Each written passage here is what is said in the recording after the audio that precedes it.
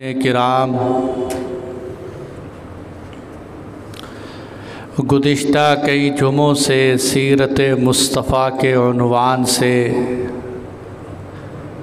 الحمدللہ ہم بیانات سن رہے ہیں،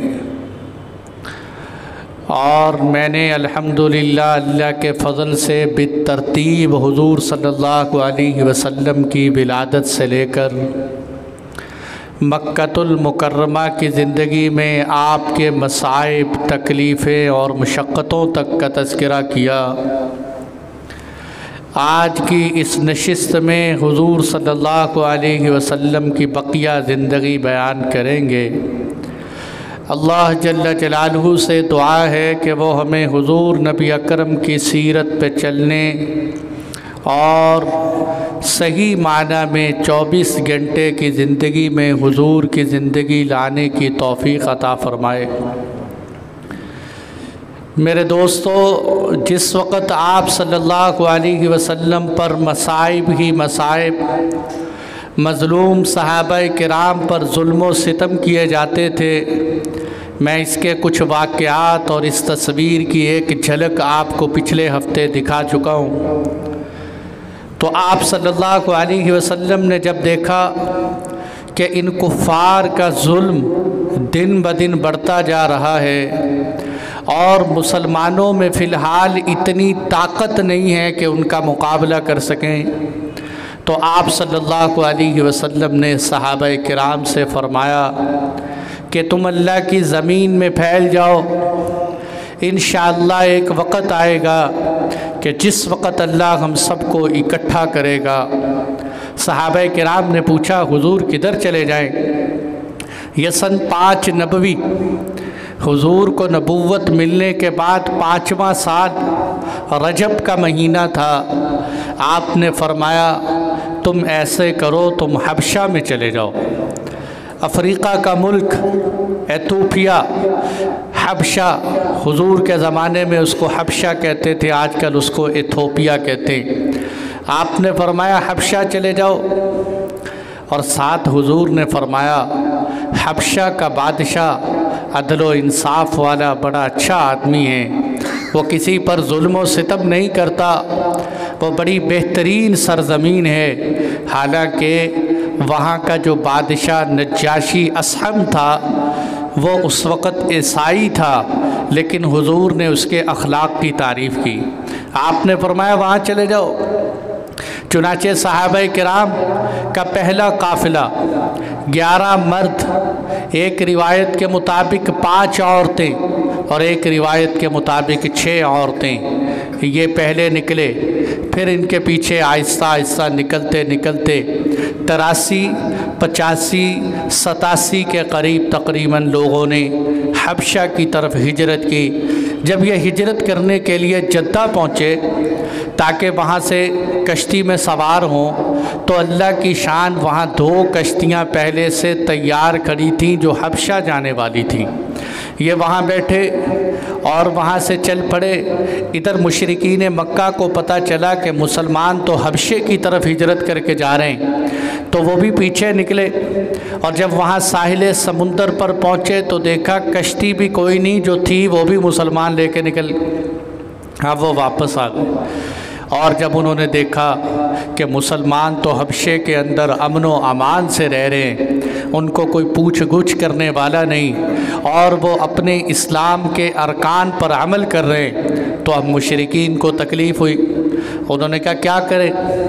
مشورہ کیا، میٹنگ کی، اور اس میں یہ طے ہوا کہ عبداللہ بن ابی امیہ اور عمر بن عاص ان 2 بندوں کو روانہ کریں جو وہاں جا کے شاہ حبشہ سے ملے، اور ان کو جاتے ہوئے تحفے، تحائف، ہدیے اور نذرانے بھی دیے کہ یہ بادشاہ کی فوج کو، وزیروں کو کھلا دینا، اس سے کام بن جائے۔ مال پانی کھلا کر کام نکالنا اس زمانے میں بھی چلتا تھا۔ اب جب انہوں نے چمڑے کے بہترین قسم کے ہدیے اور خاص طور پر جو وہاں کی عربوں کی سوغات تھی اس کو لے کر جب وہاں گئے اور جا کر جرنیلوں کو، وزیروں کو، بادشاہ کے ارد گرد بیٹھنے والوں کو، سب کو انہوں نے مال پیش کیا اور کہا کہ آپ بادشاہ کے سامنے ہماری سفارش کر دینا کہ جس وقت یہ لوگ آپ کے قبضے میں آئیں تو انہیں ہمارے حوالے کر دیں۔ انہوں نے کہا ہم آپ کی سفارش کریں گے، آپ کا مال کھایا تو سفارش کیوں نہیں کریں گے۔ بادشاہ کے دربار میں، نجاشی کے دربار میں جب یہ دونوں شخص پہنچے، عمر بن عاص اور عبداللہ بن ابی امیہ، جب یہ بادشاہ کے دربار میں گئے، بادشاہ نے کہا ہاں بھی کیسے آئے؟ تو عمر بن عاص کہنے لگا ایھا الملک، اے بادشاہ، ہمارے ملک کے کچھ بے وقوف لوگ آپ کے پاس آئے اور انہوں نے ہمارے دین کو بھی چھوڑ دیا، تمہارے دین کو بھی چھوڑ دیا، انہوں نے ایک نئے دین کا رستہ نکال دیا ہے اور ہمیں ان کے بڑوں نے بھیجا ہے، ہمیں ان کے خاندان کے بڑے بڑے سرداروں نے بھیجا ہے کہ آپ ان لوگوں کو ہمارے حوالے کر دیں۔ ابھی نجاشی یہ بات سن رہا تھا، نجاشی کے درباری جنہوں نے مال کھایا ہوا تھا ساری کہنے لگے بادشاہ سلامت، بات ٹھیک ہے، بالکل ان کو واپس کر دینا چاہیے۔ نجاشی بڑا سمجھدار اور امانت دار انسان تھا، اس نے کہا خاموش ہو جاؤ، تم کون ہوتے ہو مجھے یہ بات کہنے والے کہ میں ان کو واپس کر دوں؟ جن لوگوں نے میری حکومت میں پناہ لی، میں ان کی بات سنے بغیر ان کو واپس نہیں کروں، میں پہلے ان کی بات سنوں، اگر تو تمہاری بات ٹھیک ہوئی تو تمہارے حوالے کر دوں گا، اگر وہ صحیح ہوئے تو میں ان کی حفاظت کروں۔ یہ کام ہوتا ہے ملک کے اندر رہنے والے ذمہ دار لوگوں کا۔ آج میرے دوستو، میرے اس واقعے کو سمجھنا اور آج کی دنیا کی سیاست پر نظر ڈالنا کہ مسلمانوں میں بھی ایسے بکاؤ مال ہوتے ہیں جو ڈالر اور پاؤنڈ دیکھ کر مظلوم مسلمانوں کو غیروں کے حوالے کر دیتے ہیں۔ نجاشی سے دربار میں انہوں نے پیسوں کی پیشکش کی، تحفے اور ہدیے پیش کیے، اس نے کہا نہیں، پہلے میں ان کی بات سنوں۔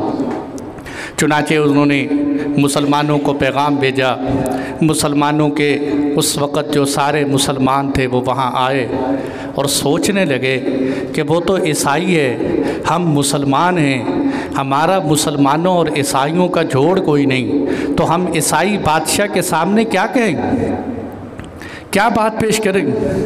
سبحان اللہ، صحابہ کرام حضور کے نقش قدم پہ اتنا چلنے والے تھے، کہنے لگے گھبرانے کی کوئی بات نہیں، جو کچھ ہمیں حضور نے سکھایا ہے بس وہی بتائیں گے، اس سے سرے منہ تجاوز نہیں کریں گے، جان جاتی ہے تو چلی جائے، کوئی بات نہیں۔ بادشاہ کے دربار میں گئے، انہوں نے کہا ہماری طرف سے متکلم اور نمائندہ حضرت جعفر تیار ہوں گے۔ حضرت جعفر تیار، یہ حضرت علی کے بھائی، جن کے بارے میں حضور نے فرمایا کہ یہ جب میں نے پہلے بھی بتایا تھا کہ غزوہ موطا میں شہید ہوئے تو دشمنوں نے ان کے دونوں بازو کاٹ دیے تھے، آپ صلی اللہ علیہ وسلم نے فرمایا میں نے جنت میں دیکھا کہ جعفر تیار کو اللہ نے 2 بازوؤں کے بدلے میں 2 پر عطا کیے جو فرشتوں کی طرح جنت میں اڑتے پھرتے ہیں۔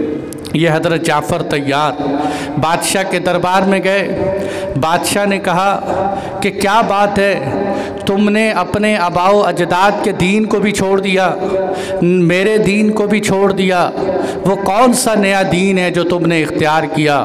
حضرت جعفر تیار نے ایسی بہترین تقریر کی کہ نجاشی کے دل کے اندر اتر گئی، کھڑے ہو کر کہنے لگے بادشاہ سلامت، ہم بے وقوف اور نادان لوگ تھے، ہم بتوں کی پوجا کرنے والے تھے، ہم بے حیائی کے کنارے پر کھڑے تھے اور ہم ہر وقت بتوں کے سجدے کرتے تھے، ہم میں سے جو طاقتور ہوتا تھا وہ کمزور کا مال دبا جایا کرتا تھا، اور ہمارا حال یہ تھا کہ ہم پڑوسیوں کے حقوق ادا نہیں کرتے تھے، رشتہ داریوں کو توڑ دیتے تھے، حلال حرام کی تمیز نہیں کرتے تھے، پھر اللہ اللہ نے ہم پہ فضل فرمایا، احسان فرمایا کہ ہم ہی میں سے ایک رسول بھیجا کہ جس نے آ کر ہمیں یہ تعلیم دی کہ اے مسلمانوں، عبادت صرف ایک اللہ کی کرنا، سجدہ صرف ایک اللہ کو کرنا، حلال کا احترام کرنا، کبھی حرام کو منہ نہ لگانا،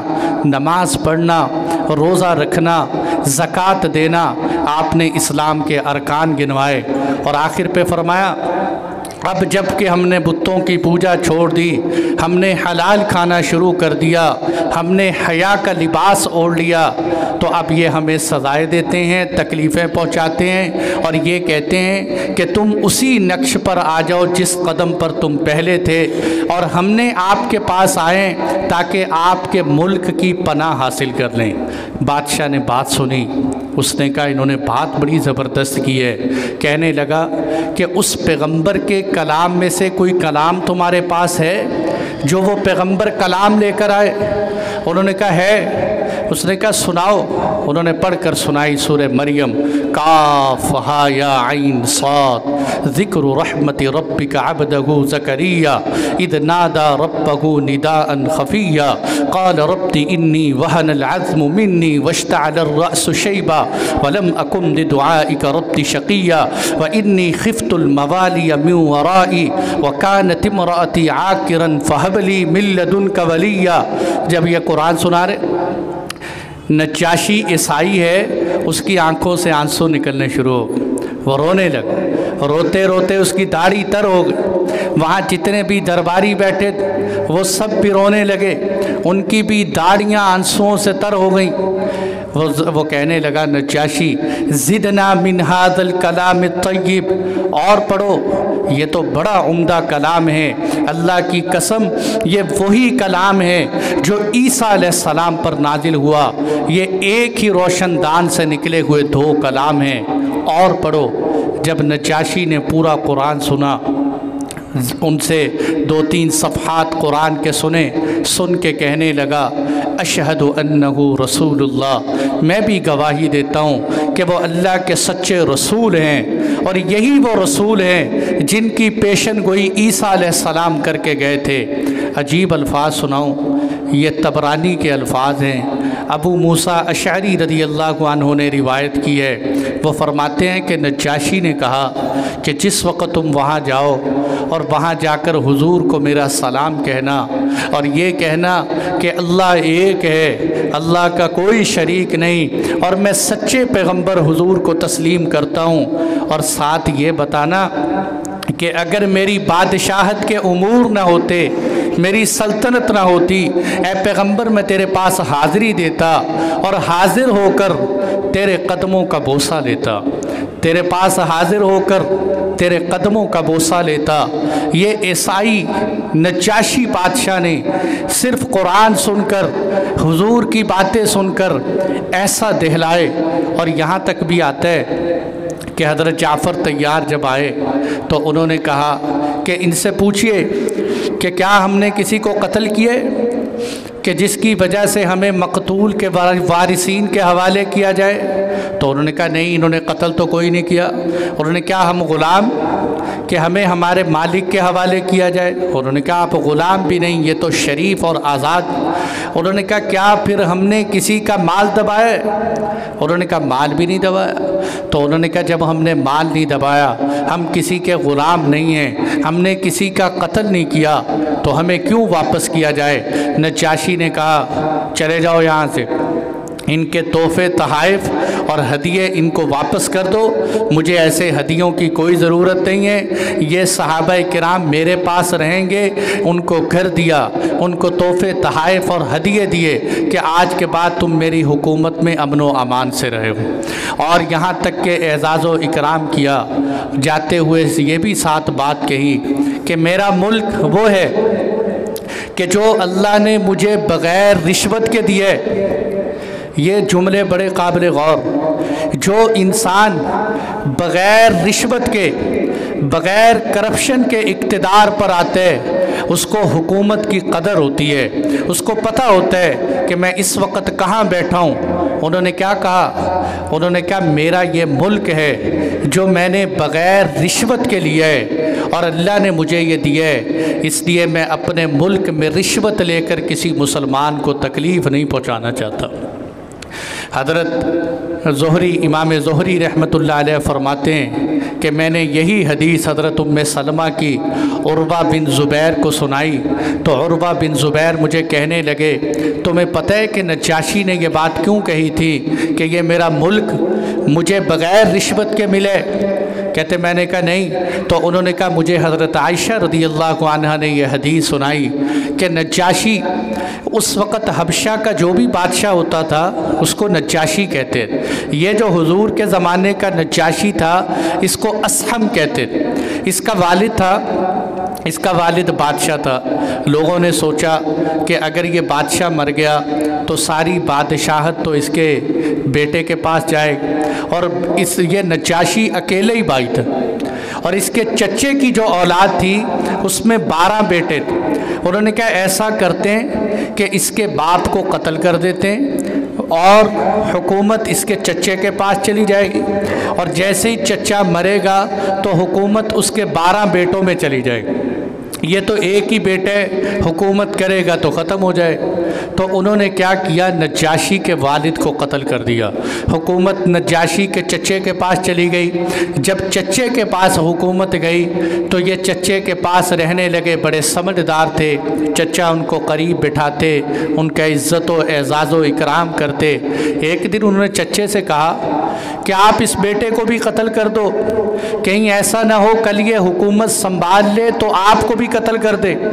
وہ چچا کہنے لگا ظالمو، کل تم نے اس کا باپ قتل کیا، آج تم اس کے بیٹے کو قتل کرنا چاہتے ہو؟ ہاں میں یہ کر سکتا ہوں کہ اس کو اپنے ملک سے علیحدہ کر دوں۔ انہوں نے کہا ٹھیک ہے۔ عجیب بات یہ ہے کہ نجاشی کو جب انہوں نے ملک سے علیحدہ کیا، ایک تاجر کے ہاتھوں فروخت کیا، وہ تاجر لے کر جب اس کو ملک شام گیا، ادھر بادشاہ کے اوپر اللہ نے آسمان سے بجلی گرائی اور وہ بجلی کی وجہ سے اسی وقت مر گیا۔ لوگ سمجھ گئے کہ یہ جو ہم کر رہے ہیں یہ غلط کام ہے، اور اس کے بیٹے حکومت کے اہل نہیں ہیں۔ وہ نجاشی کو پکڑ کر لائے، ملک شام سے دوبارہ لا کر تخت پر بٹھایا، حکومت دی۔ تو نجاشی نے کہا تھا کہ میرا یہ وہ ملک ہے جو میں نے بغیر رشوت کے حاصل کیا ہے، لہذا میں اس ملک میں رشوت نہیں چلنے دوں، کرپشن نہیں ہونے دوں، کیونکہ میں خود بغیر کرپشن کے یہاں آیا ہوں، میں امانت داری کے ساتھ چلاؤں۔ چنانچہ وہی صحابہ کرام جب حضور کے پاس آئے تو آپ صلی اللہ علیہ وسلم کو نجاشی کا پیغام سنایا۔ حضور نے نجاشی کے لیے 3 دفعہ دعا کی۔ آپ نے فرمایا اے اللہ نجاشی کی مغفرت فرما، اے اللہ نجاشی کی مغفرت فرما، اے اللہ نجاشی کی مغفرت فرما۔ 3 دفعہ حضور صلی اللہ علیہ وسلم نے نجاشی کے لیے دعا کی۔ جب آپ صلی اللہ علیہ وسلم نے دیکھا کہ اب صحابہ کرام حبشہ سے یہ پیغام لے کر آئے، اور کچھ صحابہ وہ تھے کہ جو سن 7 ہجری میں وہاں سے واپس آئے، اور ادھر مشرکین مکہ نے دیکھا کہ اسلام تو پھیلتے ہی جا رہے، ہماری سفارت وہاں بھی ناکام ہو گئی، مسلمانوں کو وہاں بھی نہیں ہم تکلیف پہنچا سکے، تو اب کیا کرنا چاہیے؟ مشرکین مکہ نے بیٹھ کر سوچا، انہوں نے ایک معاہدہ لکھا۔ یہ معاہدہ کیا ہے؟ شعب ابی طالب۔ آج لوگ سیرت کے عنوانات سے سمجھتے نہیں کہ شعب ابی طالب کیا ہے، اس لیے میں صرف نعرے مروانے کی بجائے، سبحان اللہ کہلوانے کی بجائے آپ کو حضور کی سیرت سے آگاہی دے رہا ہوں کہ قدم قدم پر آپ کو حضور صلی اللہ علیہ وسلم کی سیرت کے حوالے سے پتہ ہو کہ کس موقع پر کیا ہوا کہ شعب ابی طالب کفار نے بیٹھ کر معاہدہ لکھا کہ یہ مسلمان رکتے ہیں نہیں۔ 7 نبوت ہو چکی تھی، حضور صلی اللہ علیہ وسلم کے نبی ہوئے 7 سال ہو گئے، تو انہوں نے کہا روکنے کے لیے ایک معاہدہ لکھو۔ उस मुआहदे को लिखा मंसूर बिन इक्रिमा ने। मुआहदे में क्या लिखा? मुआहदे में ये लिखा कि हुजूर से जो भी ताल्लुक़ रखेगा उसके साथ हमारा कोई ताल्लुक़ नहीं। आज के बाद ना इनसे कोई रिश्ता करेगा, ना इनके साथ कोई ताल्लुकात रखेगा। ये मुआहदा लिखकर उन्होंने बैतुल्लाह के अंदर लटका दिया और हुजूर सल्लल्लाहु अलैहि वसल्लम और आपके ख़ानदान के अफराद सिवाय अबू लहब के बाकी सब एक घाटी के अंदर चले गए। 7 साल से लेकर 10 साल तक 3 साल का अरसा हुजूर शेबे अबी तालिब में रहे कि हुजूर सल्लल्लाहु अलैहि वसल्लम के साथ ना कोई ख़रीदो फ़रोख्त कर सकता था, ना कोई मुआमलात कर सकता था। 3 साल तक हुजूर वहाँ रहे। यहाँ तक के सहाबा फरमाते हैं कि सहाबा के बच्चों के भूख की वजह से रोने की आवाज़ें गार से बाहर सुनाई देती थी और काफिर हंसा करते थे। अबू लहब कहता था कि जिसने इनको कोई चीज़ बेची तो वो डबल करके बेचे, अगर उसको कोई नुकसान हो गया तो वो नुकसान मैं भरूं। हुजूर सल्लल्लाहु अलैहि वसल्लम ने ये 3 साल इतनी मुशक्क़त के गुजारे हैं कि हज़रत साद रज़ी अल्लाह अन्हु फरमाते हैं कि भूख का ये हाल था कि रात के अंधेरे में मेरे पाँव में एक तर चीज़ लगी, गीली चीज़ महसूस हुई, मैंने उठाकर उसको खा लिया। मुझे आज तक पता नहीं है कि वो चीज़ क्या थी।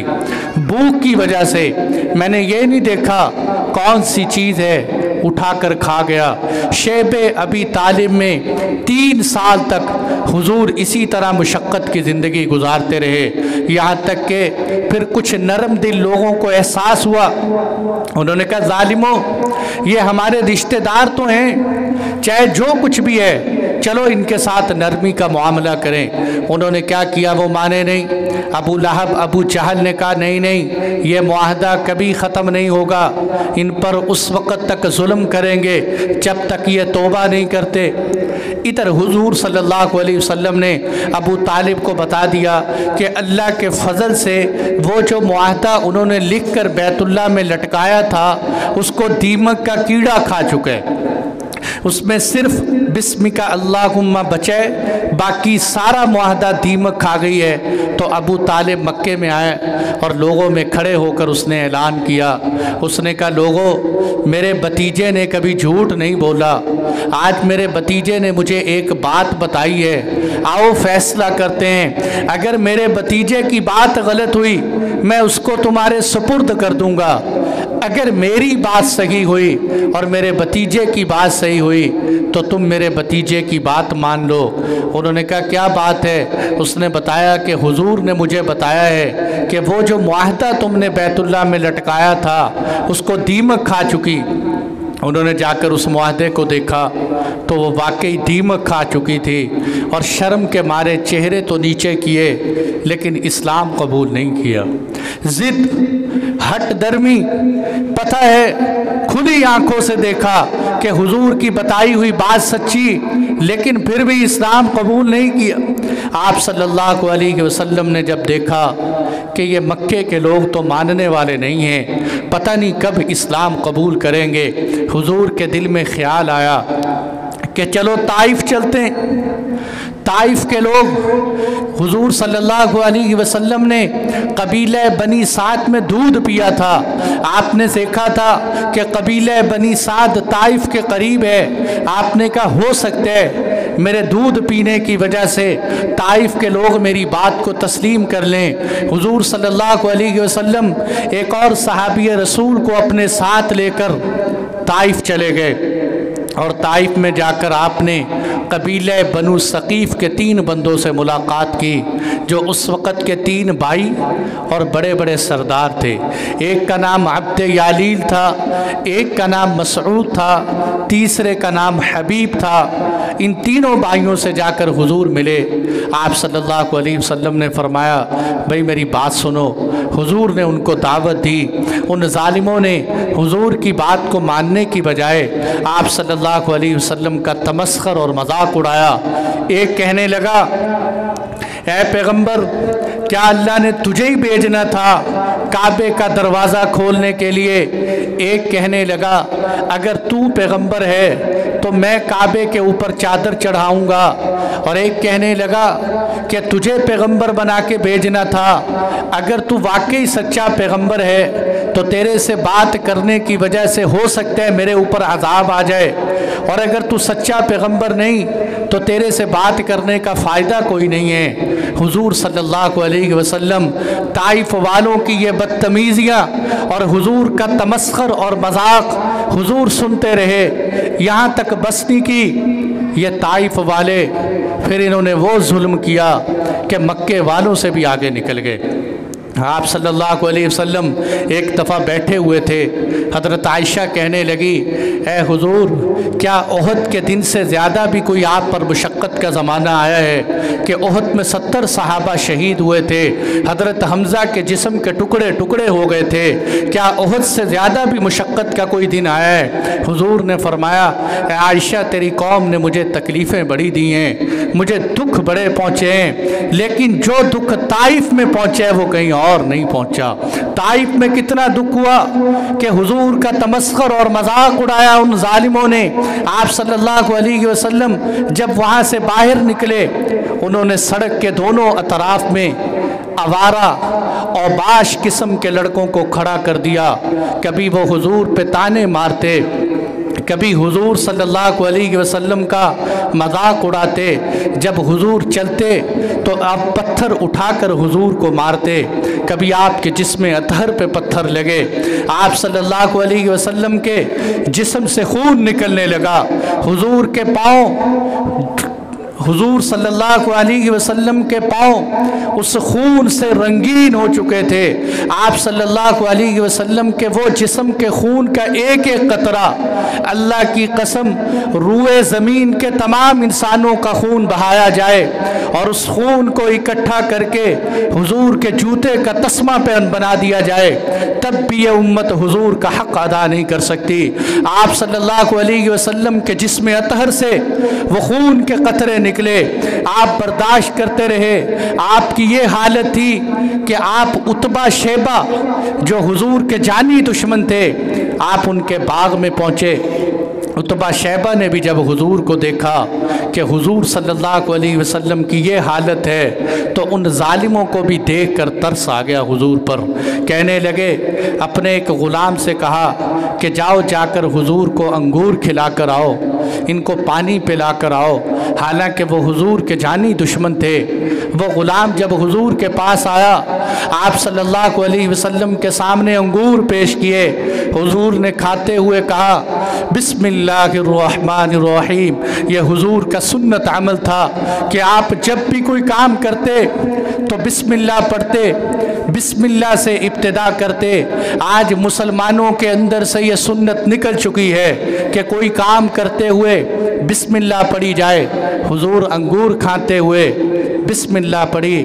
وہ غلام کہنے لگا کہ یہ آپ نے کیسے جملے کہے ہیں، یہ جملے تو آج تک میں نے کبھی نہیں سنے۔ آپ صلی اللہ علیہ وسلم نے فرمایا میں اللہ کا سچا پیغمبر ہوں، مجھے اللہ نے یہ کلمات سکھائیں۔ آپ نے پوچھا کہ تو کہاں سے ہے؟ کہنے لگا میں نینوا شہر سے ہوں۔ آپ نے فرمایا اچھا نینوا شہر کے ہو، تمہارا کیا نام ہے؟ کہنے لگا میرا نام عداس ہے۔ آپ صلی اللہ علیہ وسلم نے فرمایا نینوا شہر کے اندر تو میرے بھائی آئے تھے۔ انہوں نے کہا آپ کے بھائی کون آ گئے نینوا شہر میں؟ آپ نے فرمایا کیا وہاں کوئی پیغمبر آئے تھے؟ انہوں نے کہا جی ہاں وہاں پیغمبر آئے تھے۔ آپ صلی اللہ علیہ وسلم نے فرمایا وہ پیغمبر میرے بھائی تھے، ہم پیغمبر ایک دوسروں کے بھائی ہوا کرتے ہیں، اسی طرح میں بھی اس مکے میں آیا ہوں۔ آپ صلی اللہ علیہ وسلم نے جب اس سے یہ بات کی تو وہ اسی وقت کہنے لگا میں گواہی دیتا ہوں کہ آپ اللہ کے سچے رسول ہیں۔ حضور کے ہاتھوں کو بوسہ دیا، آپ کی پیشانی کو بوسہ دیا۔ وہ بیٹھے وہاں دیکھ رہے ہیں कहने लगे और नौकर और मुलाजिम तो पागल हो गए, तुझे अंगूर देने के लिए भेजा था, तू जाकर उनके हाथ चूमने शुरू कर दिए, कहीं उसका मज़हब कबूल न कर लेना, कहीं उनके पीछे न चले जाना।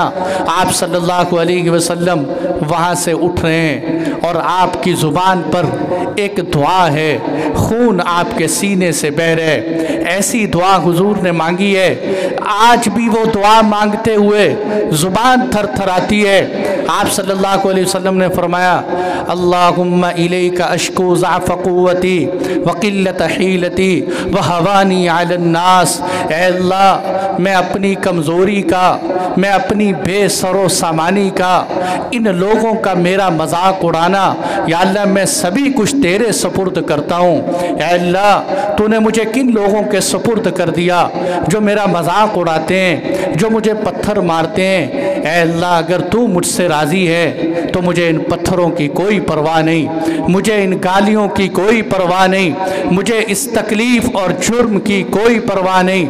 आपने जब ये जुमले कहे, आसमान के फरिश्ते रो पड़े। जिब्राईल अलैहिस्सलाम आए, आकर कहने लगे, हुजूर मैं हाजिर हूँ, बताइए क्या हुक्म है। ये पहाड़ों के फरिश्ते, अल्लाह ने हुक्म दिया है कि हुजूर इशारा करें। पहाड़ों के फरिश्तों ने हुजूर को सलाम किया कि अल्लाह के महबूब हम हाजिर हैं, बताइए अगर आपका हुक्म हो तो मक्के और ताइफ के पहाड़ों को मिलाकर ये आपके तमस्खुर करने वालों को कुचल कर रख दें, इनको पीस कर रख दें। कुर्बान जाइए हुजूर के सीने पर, आपके सब्र और हिल्म पर पत्थर खाकर भी उम्मत को दुआएं देते रहे। आपने फरमाया, अल्लाहुम्मा हदी कौमी, अल्लाह मेरी इस कौम को हिदायत अता फरमा। ये जानते नहीं है कि मैं कौन हूँ। उम्मीद करता हूँ अल्लाह की दात से कभी तो वो दिन आएगा कि जब ताइफ से अल्लाह ऐसे लोगों को पैदा करेगा जो मेरे मज़हब को कबूल करेंगे, जो इस्लाम लाएंगे। कैसी बात है, आज पत्थर खाना बड़ी दूर की बात है, दीने इस्लाम पर कोई ताना सुनने के लिए तैयार नहीं। वो सरवरे दो आलम इमामुल अंबिया अल्लाह के दीन को ऐसा फैलाने आए कि पत्थर खाकर भी दीन फैलाते रहे। आप जब वहाँ से वापस आ रहे हैं, आप एक बाग में खड़े हुए, खड़े होकर आपने नमाज पढ़ी। हुजूर सल्लल्लाहु अलैहि वसल्लम नमाज अदा कर रहे हैं, नमाज में कुरान की आयतें पढ़ रहे हैं। इधर नसीबैन के साथ जिन आए और आकर हुजूर का कुरान सुनने लगे। आप सल्लल्लाहु अलैहि वसल्लम ने तो अपना कुरान पढ़ा, आपको उस वक़्त इल्म नहीं कि जिन्नात भी कुरान सुन रहे हैं। अल्लाह ने फिर सूरह जिन में बताया कि ऐ पैगम्बर, कुल ओहिया इलैया अन्नहु इस्तमअ नफरुम मिनल जिन फ़क़ालू इन्ना समिअना कुरआनन अजबा। अभी आपके पास जिन्नों की एक जमात आई थी जिन्होंने आपका कुरान पढ़ना सुना तो सुनकर कहने लगे, ये तो अजीब कुरान है जो हिदायत की रहनुमाई करते हैं। वो जिन हुजूर का कुरान सुनकर गए और आगे जाकर उन्होंने जिन्नों को दावत दी और कहने लगे, वो पैगंबर आ चुके हैं जिनके आने का इंतज़ार था। वो पैगंबर, वो किसी ने ज़बरदस्त जुमले कहे, हुजूर आए तो सिर्रे आफरीनश पा गई दुनिया, हुजूर आए तो सिर्रे आफरीनश पा गई दुनिया, अंधेरों से निकलकर रोशनी में आ गई दुनिया। हुजूर आए तो इंसानों को जीने का शऊर आया, हुजूर आए तो इंसानों को जीने का शऊर आया। हुजूर आए तो ज़र्रों को अल्लाह ने आंखें अता फरमाई। मेरे दोस्तों, ये आप सल्लल्लाहु अलैहि वसल्लम जब नमाज पढ़ रहे हैं, जिन्नात आए, जिन्नात ने हुजूर का कुरान सुना और आगे फिर जिन्नात तक पैगाम पहुंचाया। इसीलिए कहा जाता है कि हुजूर सिर्फ इंसानों के नबी नहीं, हुजूर जिन्नात के लिए भी नबी बनकर आए। आपकी दावत को अल्लाह ने इंसानों तक भी पहुंचाया, जिन्नात तक भी पहुंचाया। और फिर वहाँ से वापसी पर चूँकि मुशक्क़तें बर्दाश्त की, ताइफ वालों के ज़ख़म, मक्के वालों के ज़ख़म, तकलीफ़ें ही तकलीफ़ें। फिर अल्लाह ने कहा, ऐ महबूब तूने बड़ी मुशक्क़तें बर्दाश्त कर ली, चला तुझे मेराज की सैर करवाता हूँ। हुजूर को मेराज पर बुलाया, अपना दीदार करवाया। मेराज का वाक़या मैं आपको पिछले जुमों से पहले आपको कई मौके पर सुना चुका हूँ। इन जुमों में बयान नहीं करूँगा कि हुजूर कैसे ऊपर गए, मुलाकात हुई, ये लंबा वाक़या सुनाएंगे इंशाअल्लाह। और हुजूर की अगली ज़िंदगी कि फिर उसके बाद अल्लाह के नबी ने कैसे हिजरत की, मदीना मुनव्वरा गए और आप सल्लल्लाहु अलैहि वसल्लम की वफ़ात तक की ज़िंदगी तमाम ग़ज़वात समेत इंशाअल्लाह अगले जुमों में बयान करेंगे। बस आखिरी अपील मेरे दोस्तों, ये आखिरी गुजारिश, टाइम भी मुकम्मल हो चुका है कि आप सल्लल्लाहु अलैहि वसल्लम की सीरत बयान करने का मकसूद सिर्फ़ ये है कि काश हम भी उन लोगों में शामिल हो जाएं जो हुजूर के तज़किरे करने वाले हैं। और दूसरे नंबर पर हुजूर की सीरत पर इतने जुमे पढ़ाने का मकसद ये है कि मेरे दोस्तों सिर्फ़ नारों तक नहीं, बातों तक नहीं, सिर्फ दिखावे तक नहीं, अमली शक्ल में हुजूर की ज़िंदगी लेकर आएँ। आप सल्लल्लाहु अलैहि वसल्लम ने फरमाया, मेरी आँखों की ठंडक नमाज में है, मेरी आँखों की ठंडक नमाज में है। तो कितने मेरे मुसलमान भाई हैं जो हुजूर की आँखों की ठंडक को छोड़ देते हैं, जो नमाज को छोड़ देते हैं, हुजूर की सीरत को भुला देते हैं। आपकी पूरी ज़िंदगी में अल्लाह की कसम कोई ऐसा वक़्त नहीं कि जब हुजूर ने नमाज छोड़ दी हो। वो तो नवासे रसूल ने करबला के मैदान में गर्दन कटाकर उम्मत को पैगाम दिया है कि ऐ दुकानदारों, ऐ ज़िमीदारों, ऐ बाज़ार वालों, ऐ दुनिया के किसी भी शोबे से वाबस्ता रहने वालों, मैं नवासे रसूल हूँ, जन्नत के नौजवानों का सरदार हूँ, गर्दन कटवा रहा हूँ लेकिन सजदा नहीं छोड़ रहा। तुम भी सजदा न छोड़ना। मेरे दोस्तों, नीयतें करके जाया करो। ये जुमे में जितना मजमा आता है, हर नमाज में इतना मजमा होना चाहिए। क्या हो जाता है कि अज़ान हो, सारे बाज़ारों में सन्नाटा छा जाए, मस्जिद नबवी के बाज़ारों जैसे बाज़ार बन जाएं, रियासत मदीना के बाज़ार बन जाएं।